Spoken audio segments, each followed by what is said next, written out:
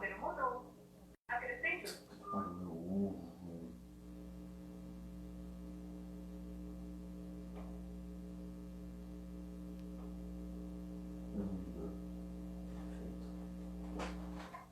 Alô? Oi. Olha só.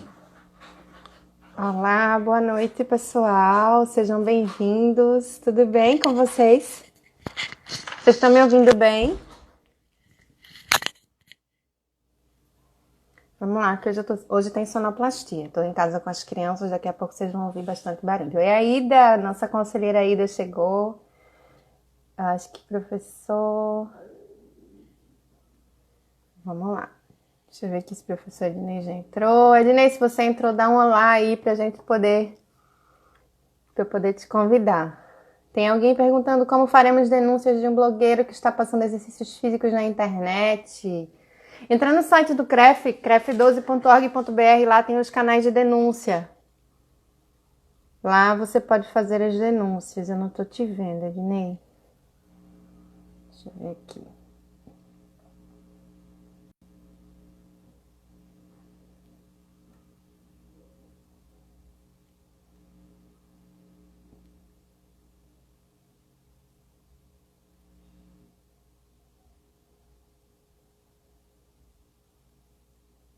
Boa noite, Adriano.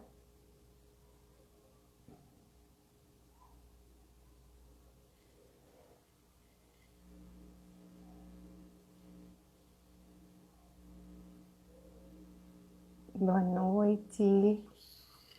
Deixa eu ver, professor, se o senhor entrou aí na live, dá um olá para mim. Dá um olá para eu poder te convidar.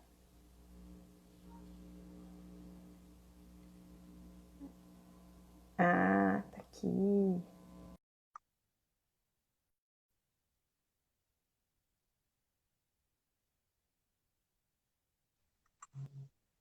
Olá, Boa noite, professor. Tudo bem? tudo bem? Você, tudo bem?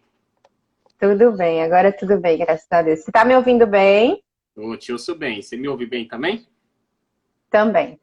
Que bom. Acho que o pessoal tá nos ouvindo direitinho, ninguém tá reclamando ainda. Deixa eu silenciar aqui o celular. Então vamos lá, né? Vamos começar. Vamos agradecer inicialmente essa presença aqui com a gente. Dizer que, em nome do CREF12, é uma honra poder estar aqui participando desse momento e tanto aprendizado, né? A gente está com esse projeto de lives da semana e durante a semana nós fazemos lives trazendo sempre algum conteúdo, alguma coisa nova para o pessoal. E eu queria que você se apresentasse para a gente, dissesse aí como foi que entrou na educação física, com o que é que você atua hoje, né? Além de profissional de educação física, também bombeiro militar, não é isso? Isso. Bacana. Vamos lá. Primeiramente, gostaria de agradecer o convite, agradecer a oportunidade, dizer que é um prazer enorme estar aqui com vocês para esse bate-papo. Eu sou formado em física aqui por São Paulo, me formei na Faculdade de Educação Física de Santo André, que fica no Grande ABC, em São Paulo. Fiz minha pós-graduação lá também e terminei meu mestrado pela Uniban, Unifesp aqui em São Paulo, área das ciências da reabilitação. E, em paralelo à vida acadêmica e de educação física, eu também sou bombeiro militar aqui no estado de São Paulo, trabalho na Escola Superior de Bombeiros, no Concentro de Formação, sou professor de bombeiros, trabalho com as disciplinas de pronto-socorrismo, entre outras. Na educação física, eu também trabalho leciono em faculdades, em pós-graduação, o conteúdo de primeiros socorros também, a parte de né?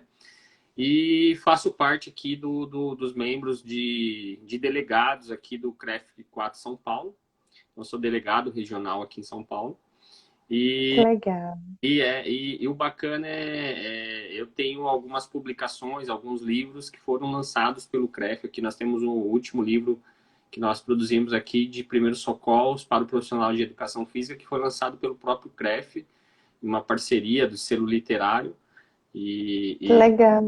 A gente faz a distribuição desse livro. Ele, na verdade, hoje ele funciona como uma cartilha para o profissional de educação física. Ele é distribuído gratuitamente. Uhum. Depois eu passo o link aqui para quem está nos assistindo poder baixar Joia, joia. o desse material, que é bem, bem legal também.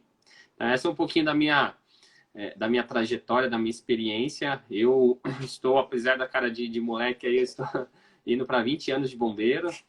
E, então, Nossa, carreira bem extensa já.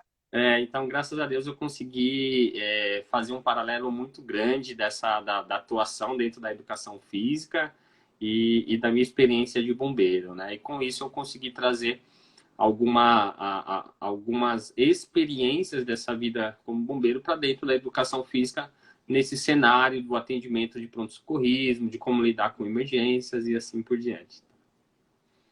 Que legal, bem extenso, bem interessante, né? E aí, pessoal, e aí a gente hoje está aqui, né, para falar um pouco para vocês sobre a questão da atuação do profissional de educação física exatamente nos primeiros socorros. E nada melhor, né, do que essa fera aí para poder estar falando com a gente. Aproveitando aí para pedir a vocês, ó, manda aí, coloca aí, clica aí no aviãozinho, encaminha para os colegas, para aqueles que ainda não tiveram tempo de entrar na live, para que eles possam entrar e não perder essa oportunidade aqui com a gente. Tem um comentário aqui, ó, de Alexandre. Meu amigo Alexandre. Ah, o Vila, tá aqui. Currículo impecável, melhor bombeiro profissional de saúde do Brasil. Olha que legal. Alexandre, nós fizemos mestrado junto, é um grande profissional de educação física aqui em São Paulo também. Tem um trabalho bacana na área da natação, trabalha com natação, um cara que vem se destacando muito aqui em São Paulo também. E é legal, né, a gente ver que a nossa área tem tantos profissionais, tanta gente boa, né, tanta gente que autogabaritada, com um currículo impecável, com um profissionalismo muito grande. Isso realmente nos deixa orgulhoso. E foi um dos motivos que realmente eu acabei investindo muito em ajudar a educação física, né? Na minha situação, eu já verificava o quanto essa área do pronto-socorrismo, da capacitação do profissional de educação física, ela era falha. E aí eu tive uma experiência profissional em uma ocorrência como bombeiro, onde eu atendi uma vítima dentro de um clube aqui na cidade onde eu trabalho. Essa vítima, ela entrou em parada cardiorrespiratória dentro da academia de um clube. E esse senhor, quando eu cheguei, né, com a minha equipe para fazer o atendimento dele como bombeiro, várias pessoas ao redor dele, ele caído ao solo e ninguém estava encostando nele, né? Ninguém estava fazendo nenhum procedimento. E quando eu comecei a atender ele, eu verifiquei que ele estava em parada cardiorrespiratória. Ele morava em frente à academia, em frente ao clube. E a esposa dele foi acionada na academia. A esposa foi até o local também. A esposa é profissional da saúde, é médica. E quando eu estava atendendo, tal, percebi que ela chegou. Ela estava muito nervosa, não conseguiu nem nos ajudar. Eu preferi que ela não nos ajudasse.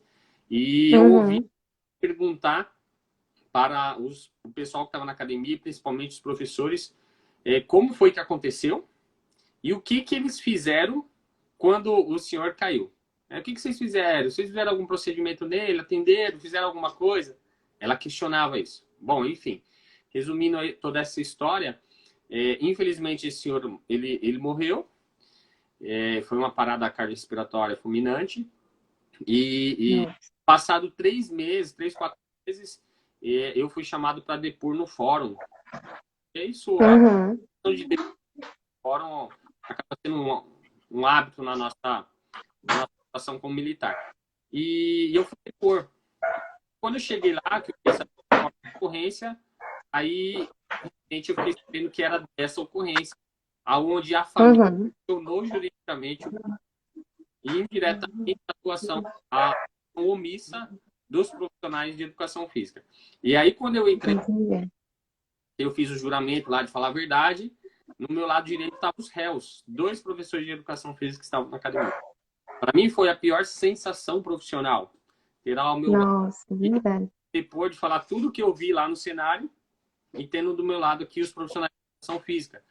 E aí, a partir desse momento, eu comecei a perceber o quão falho é a nossa capacitação, o nosso aprimoramento, o nosso Verdade, aperfeiçoamento Ednei. tocante a primeiros socorros, a saber atuar numa emergência.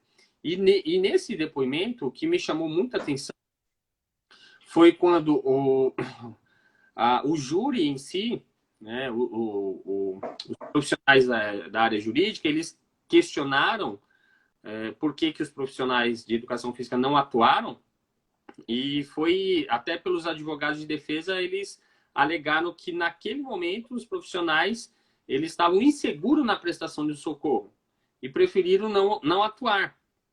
E aí, Triste. o que chamou a atenção? Que a parte de acusação abriu uma pasta verde, puxou 2 folhas. Essas 2 folhas eram uma cópia do histórico da graduação dos professores, aonde constava lá a disciplina de primeiros socorros e a ação. Olha só. Ou seja, o que eu sempre falo, a legislação, o papel, ele é frio. Muitas das vezes ele não interpreta o sentimento, a sensação. Ele interpreta Verdade. o que é ali, escrito na lei. E foi o que aconteceu. Então, o que eles interpretaram? O que estava na lei. A lei é que o profissional de educação física, ele é capacitado, faz parte da atuação profissional dele. E nós não podemos esquecer que somos profissionais da área da saúde. Sim, sim. E não tocar na vítima e não prestar um atendimento, eu estou falando de um ato omisso, prevaricação, deixar de fazer um ato do ofício nosso. Então, isso fez com que eu tivesse um despertar focado muito para essa área de tentar melhorar a capacitação do profissional de educação física, promover cursos. Aqui no F4 São Paulo nós fazemos o ciclo do conhecimento, que são a cada 2 meses um módulo de atualização de primeiros socorros, que é gratuito para o profissional de educação física.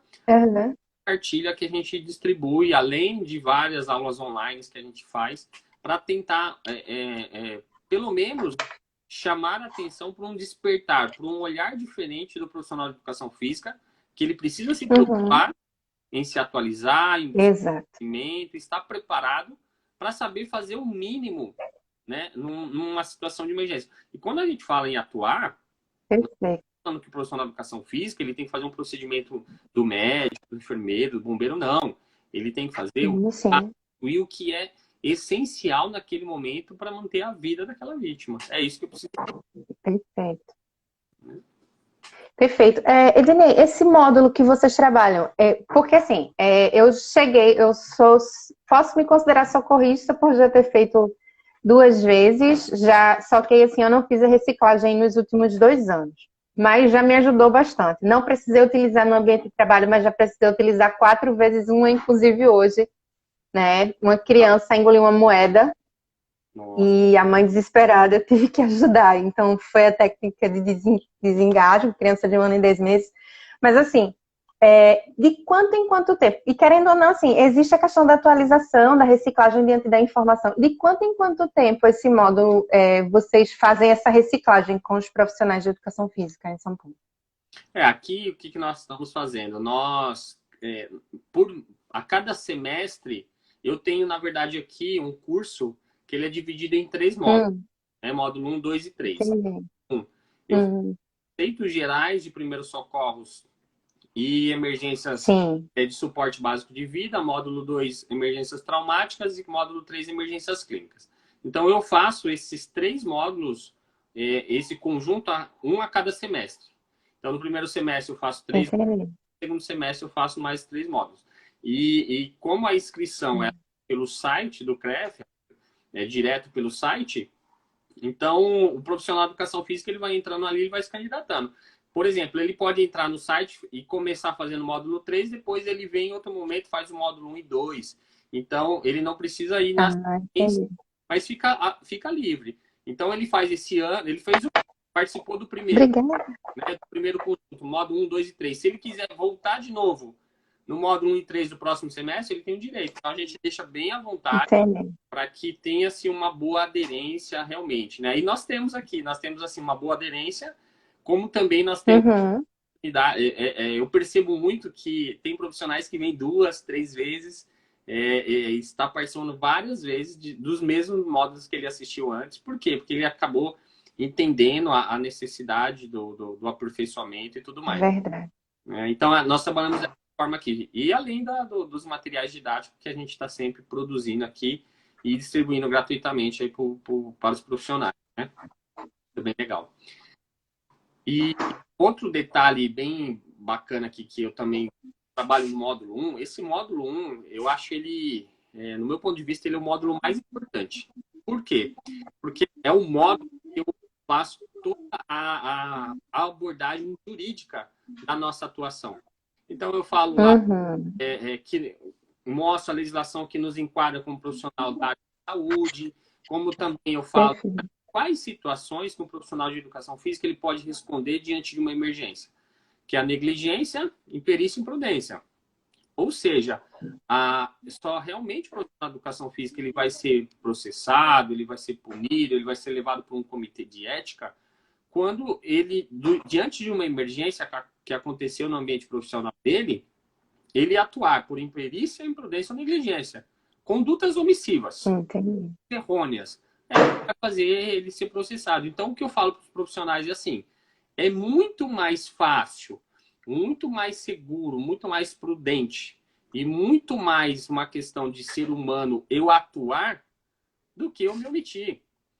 No Brasil, Verdade. temos uma cultura errônea, que isso não acontece em outras culturas, em outras sociedades, de falar assim, ó, é melhor não mexer nessa vítima, para não agravar.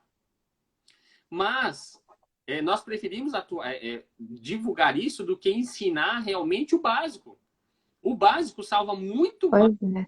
do que eu ensinar as pessoas não mexerem, ensinar as pessoas não atuarem. Perfeito. Lógico que eu tenho que ser prudente e sensato.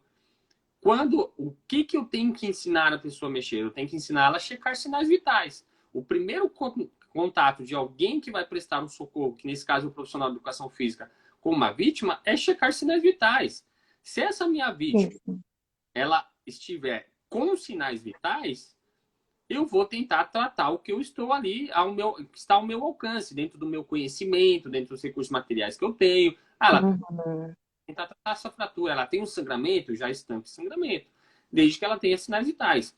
Agora, sim, não adianta eu ficar preservando uma lesão de uma vítima, não querer tocar numa vítima se ela não tem sinais vitais.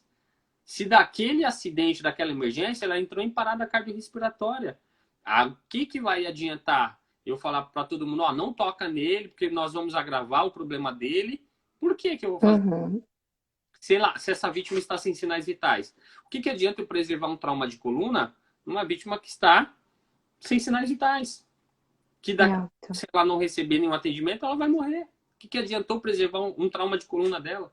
Então, infelizmente, na nossa sociedade, nós transmitimos muito isso de forma errônea.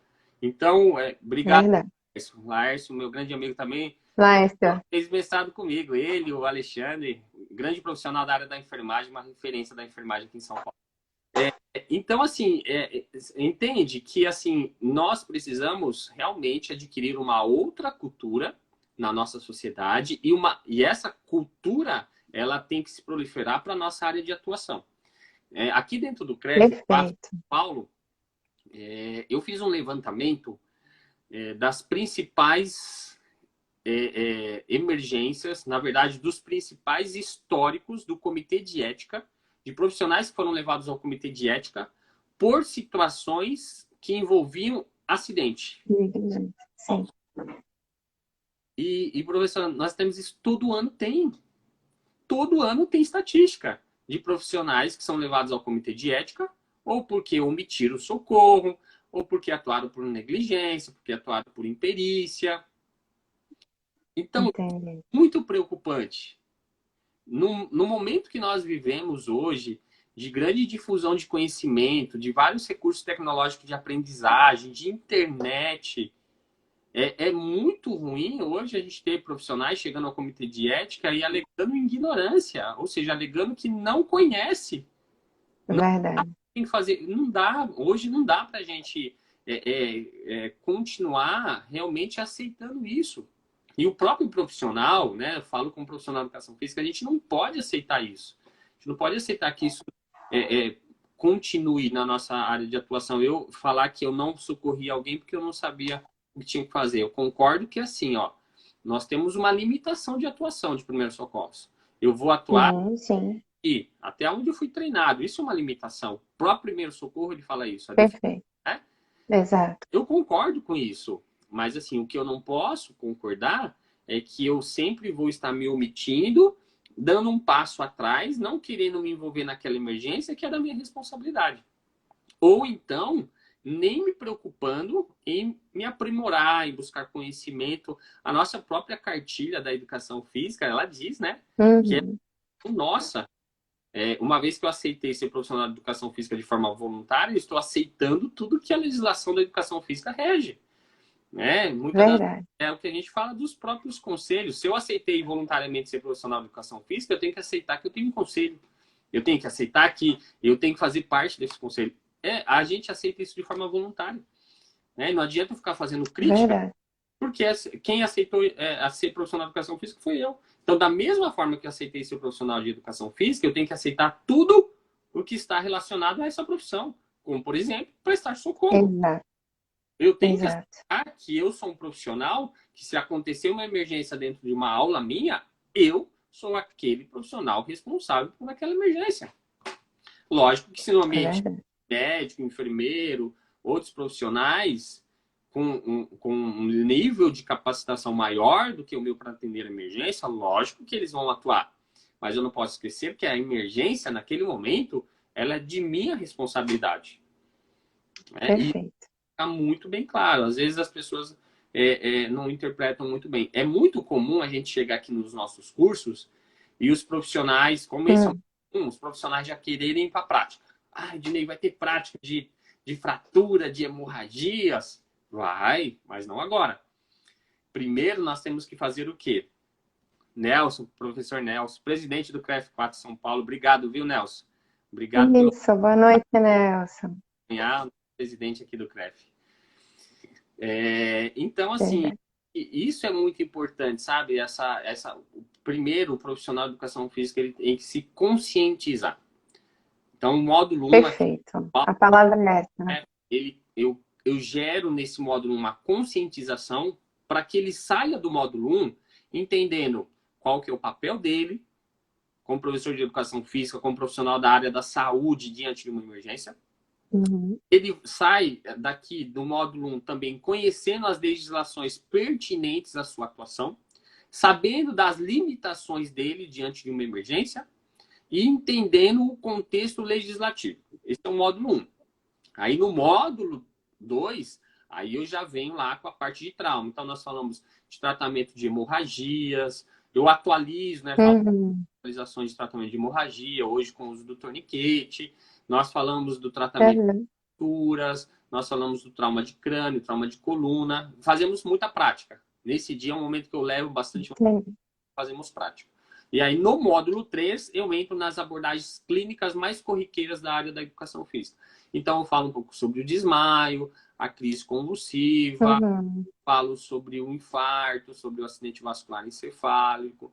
Então, basicamente, a gente distribui dessa forma. Então, é assim que funciona aqui. Perfeito. É interessante. Aqui no nosso estado, nós não temos uma lei que exige a formação, né, como socorrista, considerando que na universidade o profissional ele tem a disciplina, né, de primeiros socorros e socorros urgentes, assim, e que ali o profissional ele teria que ter noções básicas. A lei foi instituída, né, há pouco tempo, considerando que deve haver um profissional de educação física com conhecimento de primeiros socorros. Mas a gente identifica essa necessidade, né, que como é que a gente pode dizer? É um conceito básico que deveria ser conscientizado e todos nós profissionais deveríamos ter, até a Suzana colocou aí, essa reciclagem deveria ser obrigatória. Eu acho que é falta de consciência mesmo do profissional. né? Porque eu digo a vocês, é muito importante e assim, é um diferencial, é um fator primordial para a vida de um indivíduo que precisa naquele momento, que se você tiver noção básica eu acho que né, ver, ouvir e sentir, né? Para poder ligar para esperar o socorro, porque a gente tem uma limitação até onde a gente vai, para quem a gente vai chamar, né? 193, 192 para vir a fazer esse socorro. Mas assim, o diferencial desse pequeno e tão grande detalhe da nossa profissão, né? Com certeza. E assim, quando nós pegamos as legislações e agora nós tivemos inclusive a atualização dessas legislações, principalmente que rege que o profissional de educação física está no rol de profissionais da área da saúde. No entanto, aí que nós tivemos que fazer o nosso cadastro aí no Ministério da Saúde como profissional de educação física, curso relacionado ao Covid, é porque nós estamos elencados nesse rol. E essa lei, uma lei federal, inclusive, isso precisa deixar claro, ela realmente destaca que qual é a capacitação de um profissional da área da saúde. Ou seja, quando nós falamos lá do médico, do enfermeiro, do fisioterapeuta, do nutricionista, do profissional de educação física, esses profissionais estão elencados dentro do rol de profissões da área da saúde porque na sua formação eles acabam tendo informações ou conhecimento que está vinculado à atenção básica de saúde. E quando nós pegamos as definições de atenção básica de saúde, ela vem lá que na nossa formação nós devemos ter conteúdos que abranjam a prevenção, a recuperação, o tratamento da saúde. E quando nós falamos dos primeiros socorros, os primeiros socorros entram tanto na prevenção, o Nelson até colocou aqui, ó. Conselho Nacional de Saúde 218 de 1997, a portaria. E então nós temos lá o primeiro socorro, ele entra nas medidas tanto de prevenção quanto de recuperação. Porque quando eu presto socorro, eu estou prevenindo o agravamento de uma lesão maior e eu estou recuperando o procedimento que estabiliza aquela lesão que aconteceu, ou seja, a recuperação. Então, com os primeiros socorros, eu atuo em duas esferas da atenção básica da saúde, que faz parte da formação do profissional da área da saúde. Então, vejam só, nós não precisamos necessariamente nem ter uma lei municipal, uma lei estadual, porque a gente já tem uma lei que rege a nossa profissão como profissão da área da saúde. E isso é muito importante, porque às vezes as pessoas falam assim, mas eu já escutei isso. Não está escrito na lei que o profissional de educação física ele tem que prestar primeiro socorro. Não está escrito isso na lei. Mas, pessoal, a lei, né, algumas informações da lei, elas estão nas entrelinhas. Elas são abrangentes. Né? Elas são abrangentes. Então, assim, quando eu falo o que disciplinas voltado à recuperação, posso elencar várias. O que é disciplina relacionada à prevenção? Vamos elencar, tem várias. Então, todas essas disciplinas estão nas entrelinhas daquele assunto, como primeiros socorros. Tá certo? Então, assim, e aí nós vamos para o artigo 135 do Código Penal, que ele fala da omissão de socorro. E dentro do artigo 135 do Código Penal, na omissão de socorro, existe lá um item chamado obrigatoriedade profissional. Que é o quê? Algumas profissões, em específico, têm obrigação da prestação de socorro. Quem são essas profissões? Profissionais da área da saúde. Tá muito... Nossa. Física, não tem como fugir dessa realidade. Por mais que eu tente escapar, a legislação ela está nos colocando nessa esfera de atuação. Então, isso precisa ser muito bem interpretado. A gente precisa interpretar muito bem. E isso eu falo para vocês lá, né? Onde eu comecei aqui na live hoje, falando um pouco sobre isso. Que eu já tinha visualizado essa deficiência, essa falta de interpretação. Mesmo, né? Quando eu fui fazer educação física, eu já era bombeiro, mas eu não tinha essa noção da tamanha responsabilidade de um profissional de educação física na prestação de um socorro. E isso eu fui ver com a Sim. base de ciências, depondo em fórum, conversando com o juiz, conversando com o advogado, pegando a lei, interpretando a lei, e aí eu comecei a entender mais como funciona. E aí a experiência nossa lá no CREF, com o apoio todo do pessoal do CREF aqui de São Paulo, professor Pedro, professor Nelson, sempre nos dá um amparo de informações, Uhum. vendo o quanto isso acontecia dentro da nossa profissão. Os professores, por vezes, eram levados ao comitê de ética por desconhecimento, né? De saber que aquilo era uma obrigação dele e que ele tinha que atuar de tal forma. Então, a nossa proposta aqui foi realmente criar uma mudança de conscientização desses profissionais e criar vários mecanismos de atuação. Perfeito. Tem um comentário aqui do Nelson, né, sobre a portaria. Ela vem antes, inclusive, da regulamentação da nossa profissão, que só foi em 98. Verdade, É, verdade. Perfeito comentário do é Nelson. verdade. Olha só, né? É o que eu Pois falo. Por mais que o profissional, algumas pessoas falem, mas eu não sou obrigado a prestar socorro. nossa, assim, Não tem para onde fugir, né? Não tem. é. Tem um comentário do Juliano Mergulhão. Até um dia desses, nosso código de CBO era provisório, hoje não é mais. Acho que também relaciona essa questão Não é mais. da caracterização como saúde, né? E aí agora não tem nem para onde correr mais. Aí tá tudo efetivado, tá batido o martelo, não tem mais desculpa, né? Não tem. Mas, E, é, e aí eu vou aproveitar, né? Então, aqui para a gente falar um pouquinho sobre atuação. O que eu, como profissional perfeito. física, eu preciso ter em mente na minha atuação. Quando nós pegamos o próprio conceito de primeiros socorros, ele fala que o primeiro socorro é um atendimento prestado de forma provisória. Olha só, então quando a própria definição ela fala que tudo que eu vou fazer no socorro, ele é feito de forma provisória. Eu não preciso, nesse momento, me preocupar com atendimento definitivo. Quem vai fazer isso é o médico. O nosso atendimento é um atendimento inicial. Eu vou fazer o atendimento com o objetivo de manter os sinais vitais dessa vítima e prevenir o agravamento de lesões. Esses são os dois objetivos principais que eu preciso pensar. Então, tudo que eu faço é para os sinais vitais dessa vítima se manter íntegros e para que eu tenha também uma boa estabilização da lesão que ela tem. Sendo assim, Uhum. forma, eu preciso para isso também ter um kit primeiros socorros básico. Então, como profissional de educação física, é importante que eu tenha um kit EPI, que é um kit de proteção individual, que eu tenha um par de luva no meu ambiente profissional, que eu tenha uma máscara, que eu tenha um óculos de proteção para evitar riscos de contato biológicos e risco de outros tipos de contaminações. E eu preciso ter o kit primeiros socorros. O que tem nesse kit? Eu preciso ter materiais básicos em quantidade suficiente para atender pelo menos 2 pessoas acidentadas. É essa a nossa linha de ideia.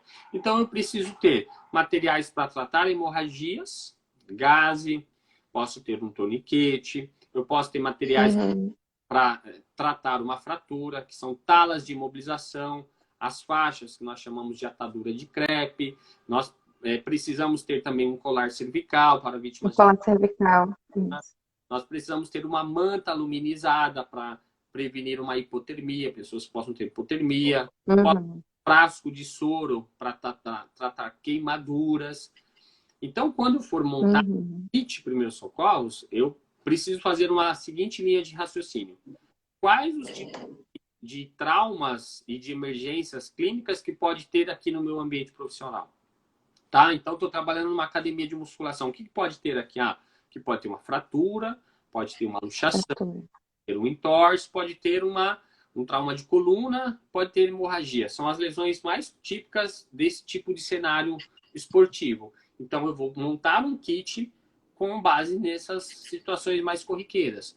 Quais são as principais emergências clínicas? Então, preciso ter aqui um recurso para aferir temperatura, um termômetro, preciso ter um décio para checar a glicemia, preciso ter um aparelho para aferir pressão arterial. Então, é dessa forma que a gente monta um kit primeiros socorros, sempre entendendo qual o meu cenário, quais os tipos de lesões e acidentes que podem acontecer, e aí montando um kit específico àquele tipo de ambiente, tá?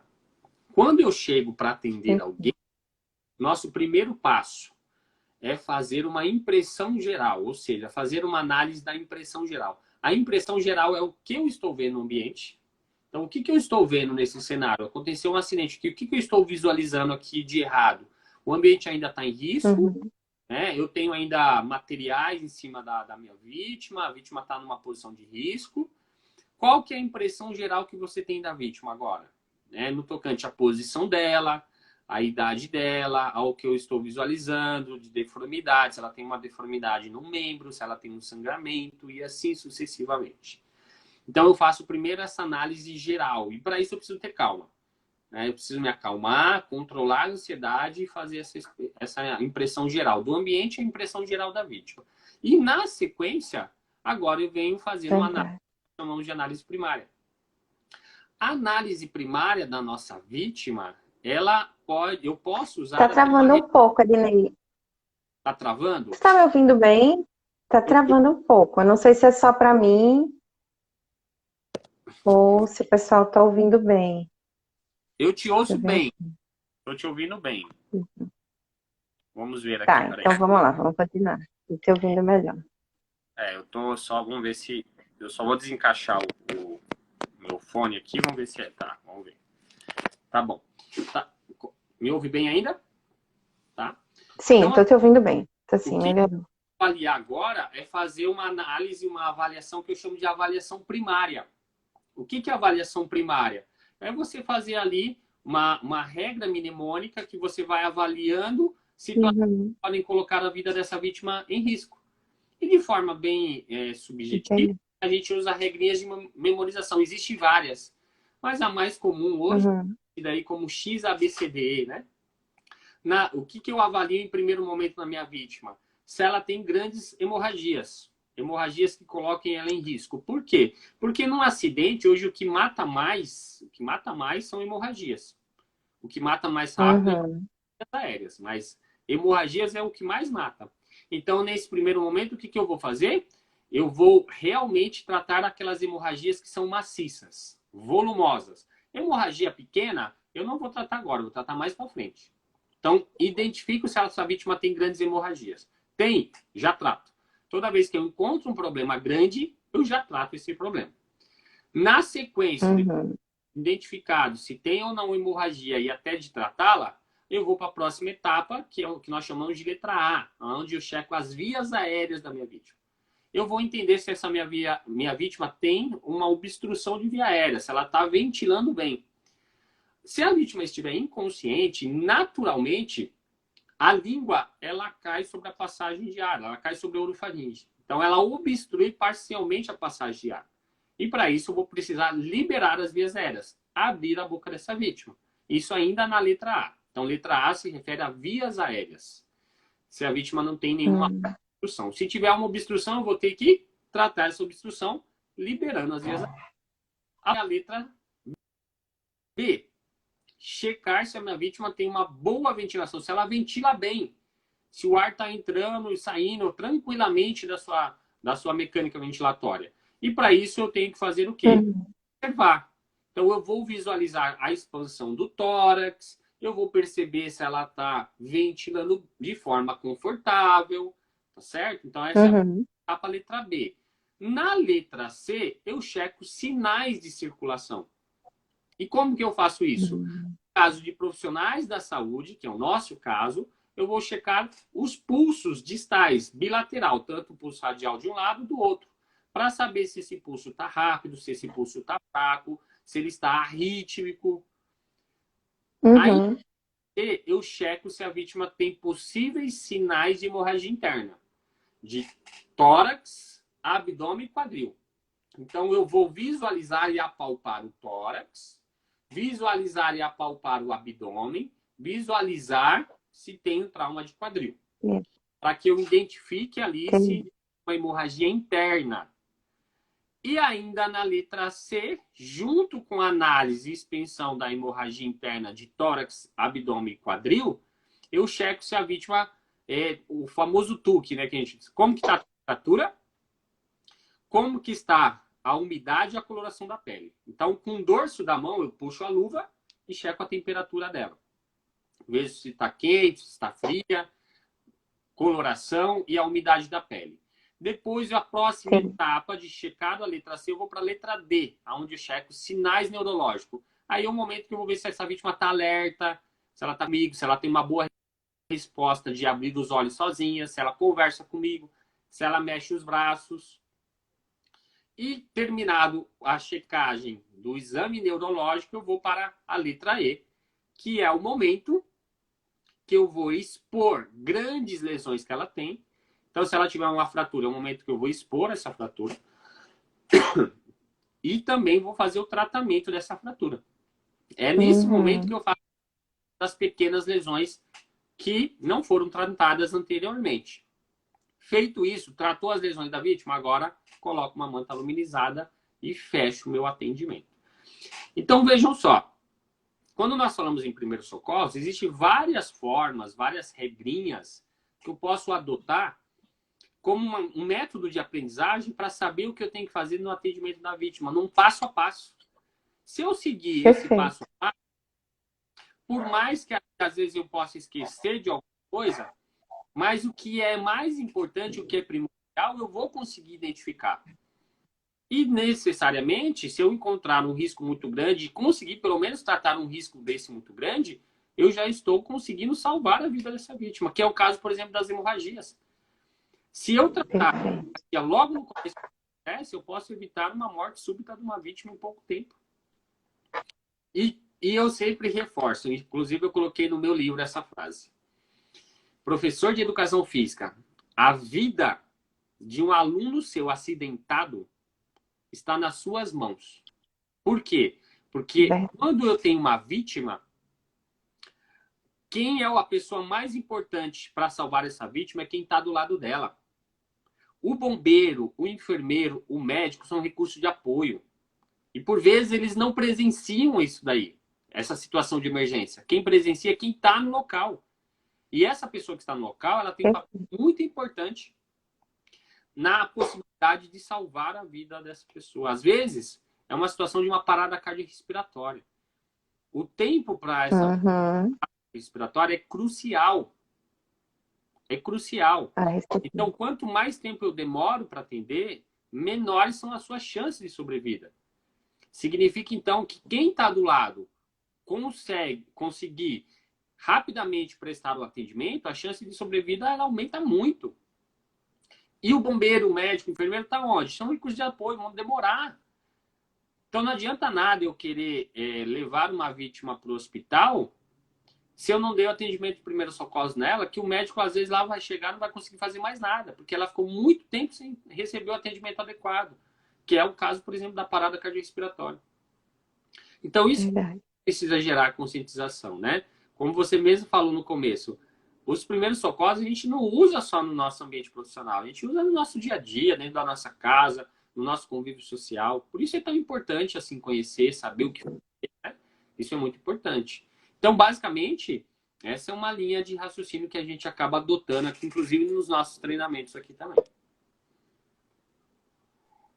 Perfeito, perfeito. E é bem importante essa questão no contexto de conscientização dos profissionais, né? Das pessoas, deles terem noção da importância, porque talvez, como a gente diz, ela é uma disciplina do curso de Educação Física, mas talvez a importância não seja dada, né, no período, e aí muitos profissionais não buscam essa capacitação como uma obrigatoriedade para aplicabilidade nas suas atividades diárias.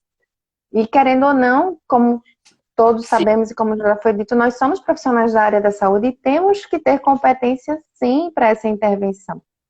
E eu acho muito interessante, bem importante essa questão, e vamos ver essa ideia também aqui para o CREF 12, né, fazer esse curso aí para ajudar, despertar também nos profissionais e ajudar nesse preparo, que é bem importante mesmo. Com certeza, eu me coloco à disposição para a gente passar para vocês o caminho que a gente fez aqui, de que forma que a gente fez, a gente pode dar toda a assistência para vocês, um curso desse, gente pode fazer alguns trabalhos online inicialmente para ajudá-los aí. Perfeito. E um detalhe interessante que você estava falando aí de conscientização, de aperfeiçoamento, olha só o quão interessante, né? Esse momento que nós estamos vivendo aqui de pandemia, alguns procedimentos de primeiros socorros, eles sofreram alguns ajustes, né? Algumas atualizações. O Nelson até colocou aqui, o CREF 4 de São Paulo, posição para auxiliar nesse treinamento. É isso aí, Nelson. Joia, que bom, Nelson. A gente se ajuda assim, com certeza. Sim, com certeza. Vamos pensar aí, vamos reestruturar isso aí para botar para frente. Então, como eu estava dizendo, nesse cenário de pandemia, alguns conteúdos de primeiros socorros, eles sofreram um ajuste. Inclusive, nós fizemos aqui uma atualização de primeiros socorros no cenário da pandemia. Então, nós fizemos uma palestra informando todos os profissionais de educação física o que mudou, o que foi ajustado, se ele tiver que prestar um socorro de primeiros socorros nesse momento de pandemia, como que ele vai se portar, o que ele vai fazer, o que ele vai deixar de fazer. Por exemplo, eu vou adiantar isso aqui. Então, hoje, quando nós atendemos uma vítima, o profissional de educação física, numa emergência, ele precisa estar completamente paramentado, ou seja, ele precisa estar de luva, ele precisa estar de máscara, ele precisa estar de óculos, e ele também vai certificar que a vítima esteja de máscara. Se a vítima estiver sem máscara, vai ter que colocar uma máscara na vítima. Por isso que no kit dele agora, ele tem que ter algumas máscaras a mais, adicional, para poder colocar na vítima. E mesmo nós falando em parada cardiorrespiratória, eu vou colocar uma máscara também na vítima. Até porque realizar a reanimação cardiopulmonar, ele acaba sendo um momento de alto risco de transmissão. Então, o que eu tenho que fazer? Eu não vou ventilar mais. Então, nesse momento, nós não ventilamos mais as vítimas de parada cardiorrespiratória, nem com o uso de barreira de proteção. Nem com pocket mask, ventilador manual, não faço ventilação. Eu só vou fazer proteção torácica. Coloco uma máscara na vítima, o profissional de educação física está com o EPI dele, e ele só vai fazer compressão. Compressão torácica. Então, esse foi um dos procedimentos que sofreu um ajuste para esse cenário da pandemia. Pode ser que quando passar tudo isso, volte ao que era, tá bom? Mas nesse momento, então, professores de educação física, coloque uma máscara na vítima e comprime só o tórax se a vítima estiver em parada cardiorrespiratória. Tá certo? Então, esse é um detalhe importante. E um detalhe também que foi aí na questão, fizemos na nossa palestra aqui, falando sobre o tratamento das hemorragias. Que agora, no tratamento das hemorragias, né? Agora isso para nível de Brasil, tá? Porque isso já está há muito tempo em outros países. O torniquete, ele realmente voltou aí com uma força muito científica muito grande. Então, o torniquete hoje, ele das condutas de tratamento de grandes hemorragias volumosas. Então, hoje, a educação física tem que ter um torniquete lá no kitzinho dele, né? Então, o meu kit aqui, minha bolsa, e dentro dessa bolsa aqui eu tenho meu material, tenho máscara para vítima adicional, e eu tenho vários bolsos aqui. E um desses bolsos eu tenho aqui um torniquete. Então, tá aqui. Então, o torniquete, ele é um recurso que nós utilizamos para tratar grandes hemorragias, tá bom? Então, esse exemplo, hoje ele é um recurso fundamental para um kit de primeiros socorros. E então é em que nós devemos utilizar aí, que foi atualizado recentemente aí. Pedrinho, um grande abraço, viu? Nosso Pedrinho, vice-presidente. Pedrinho, um abraço para você, Pedrinho. Tem uma pergunta aqui em cima, Ednei. Como você analisa o uso do DEA? Do DEA? É uma realidade possível? DEA. Isso, então, ó, o DEA... Professora Patrícia Pereira. Patrícia, obrigado pela pergunta. O DEA, ele, desfibrilador externo automático, ele é um recurso muito eficiente, muito bom e muito fácil de manusear, desde que eu tenha treinamento. E o treinamento hoje do uso do desfibrilador externo automático, ele o treinamento ele é básico, ele é rápido, ele é feito em um dia, pode ser um treinamento de 8 horas ou de 4 horas, né? 8 horas quando engloba a parte de parada junto, Então, você vai fazer DEA e RCP. Se eu já tiver o treinamento de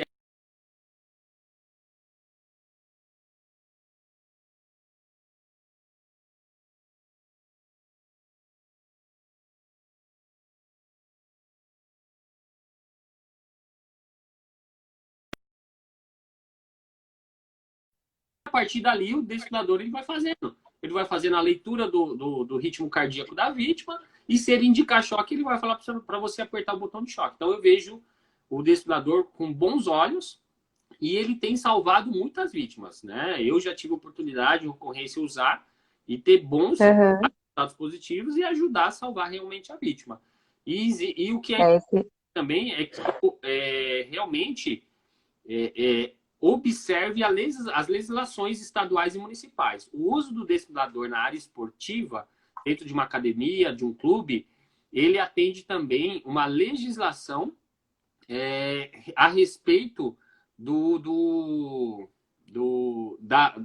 das legislações estaduais. Então, Entendi. Se eu estiver falando de um determinado estado, eu tenho que ir lá consultar a legislação estadual e até a legislação municipal, o que rege o uso do desfibrilador.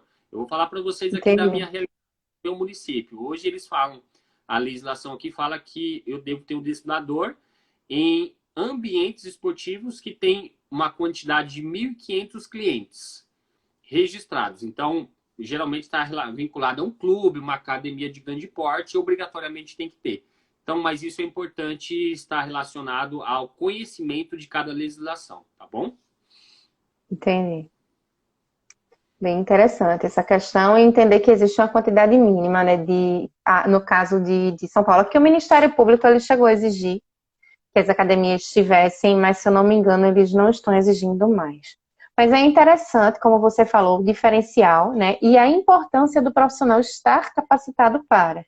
Porque o que acontecia muitas vezes pela questão da obrigatoriedade, existia o desfibrilador e muitas vezes o profissional não estava habilitado a utilizar. E isso é importante. Importante, inclusive, para a gente não perder espaço enquanto profissional da educação física. Né? Porque aí, assim, o que enfermeiro vai estar fazendo na academia? Não, o que o bombeiro civil... Porque, assim, não desqualificando ou desmerecendo, mas sabendo que nós, como profissionais de educação física, temos a obrigação de ter esse conhecimento. E buscar, não esperar, e buscar o conhecimento, né? Porque aí o que, infelizmente, muitas vezes acontece é que se fica esperando que seja uma questão de obrigatoriedade a ser cobrada, né? Para que se busque uma qualificação, né? E não se procura fazer por conta, mas eu acho muito importante, é um diferencial, nossa. Como eu falei, falo com propriedade, não precisei, acho que eu só precisei uma vez quando uma aluna num jogo deu um soco na janela e cortou a mão e teve uma hemorragia, mas a gente conseguiu controlar e levou para emergência. Mas assim, são coisas que a gente acha, não, mas só vai acontecer na academia. Não, acontece na aula de educação física escolar, acontece no jogo, né? No jogo coletivo, acontece no esporte individual, acontece na academia, acontece na caminhada. E a importância do profissional estar habilitado assim, é indescritível. Assim, é um detalhe que parece que não é importante, mas é muito importante, faz uma diferença tremenda na vida do indivíduo. Deixa eu ver aqui. Certeza. Tem alguns amigos aqui, Bombeiro Xavier, obrigado, Xavier. A gente pode se falar, você pode mandar uma mensagem. Hamilton, do Mato Grosso do Sul, nosso amigo Hamilton. Obrigado, Hamilton, pela participação. O professor Nelson teve que sair, né, um pouquinho. Isso.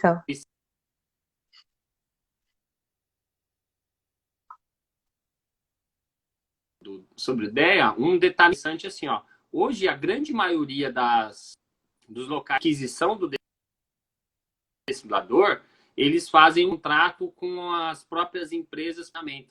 Muitas das empresas que já vendem hoje, elas já oferecem a compra, né? A venda, na verdade, do desfibrilador com treinamento já. Então, o treinamento é bem acessível, existem várias entidades, as sociedades de cardiologia aí de cada estado, elas oferecem cursos. Então, o curso ele é bem acessível, né? A forma de fazer também é bem... Também, se eu tiver que fazer. Então, é um recurso muito bem-vindo. Agora sim, é importante sempre acompanhar a realmente as legislações aí de cada estado, verificar como De cada estado, de cada estado.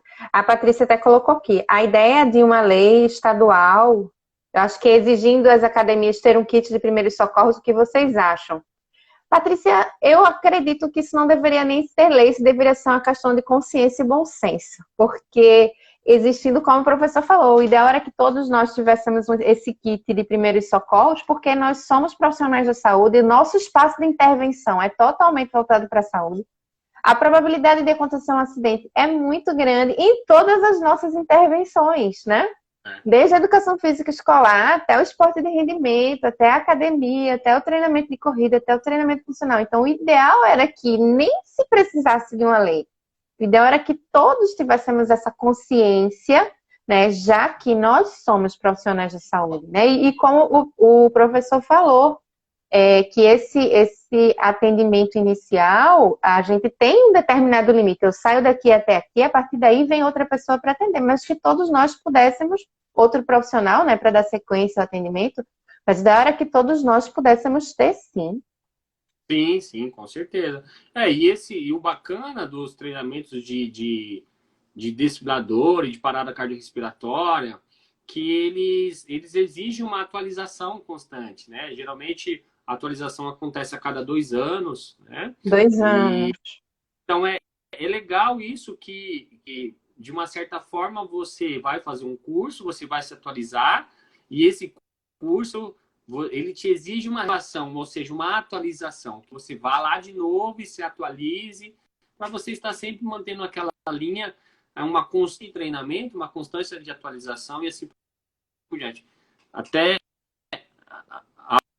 o Leandro aqui Carvalho, no Rio de Janeiro existe uma lei que obriga o professor de educação física uma atualização de 2 em 2 anos. 2 em 2 anos. Faz a capacidade.